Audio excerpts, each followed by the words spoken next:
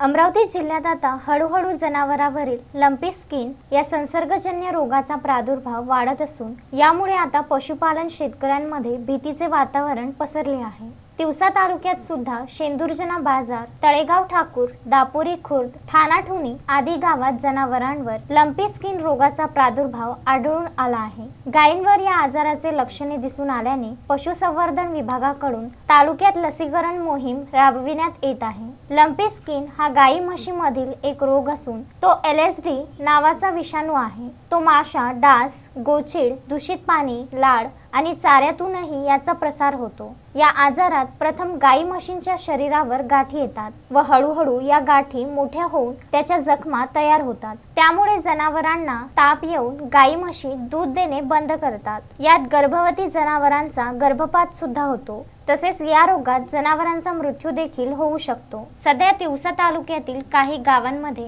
या आजाराची लक्षणे जनावरांवर दिसून आल्याने पंचायत समिती पशुसंवर्धन विभागाच्या वतीने तालुक्यात लसीकरणाला सुरुवात करण्यात आली आहे। तळेगाव ठाकूर येथे उपविभागीय अधिकारी डॉक्टर नितीन व्यवहारे यांनी ही भेट दिली। यावेळी पंचायत समितीचे गटविकास अधिकारी डॉक्टर चेतन जाधव, डॉक्टर इजापुरे, पंचायत समिती सदस्य कल्पना दिवे यांच्यासह पशुपालन शेतकरी उपस्थित होते। तालुक्यात काही जनावरांवर लंपी स्किनचा संसर्ग झाल्याचे समोर आल्याने त्यांच्यावर उपचार करण्याबरोबरच परिसरात लसीकरणही केले जात आहे। तसेच जनावरे बरे होण्याचे प्रमाणही अधिक आहे। काही ठिकाणी दुधाचा वापर कमी केल्याचे समजते, परंतु लंपीचा संसर्ग अतिशय कमी प्रमाणात असल्याने दुधाचा वापर सुरक्षित आहे। तसेच दूध उकडून पिले जात असल्याने त्यात कोणताही अपायकारक घटक राहत नाही। जनतेने कोणत्याही अफवेवर विश्वास ठेवू नये असे पशुसंवर्धन अधिकारी तिवसा यांनी कळविले आहे। रामचंद्र मुंदाने,